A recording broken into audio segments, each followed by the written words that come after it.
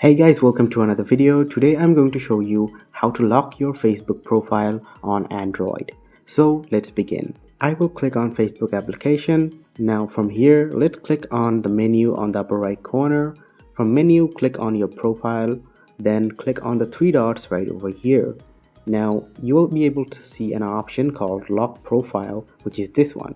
So we're going to click on lock profile. We're going to click on lock your profile here, and then you'll see that profile wasn't locked because of a system issue. So I'm going to try again to lock my profile and lock profile again. Let's lock the profile. You will be able to see that my profile has been locked. So sometimes there is an issue or glitch that your profile will not be locked.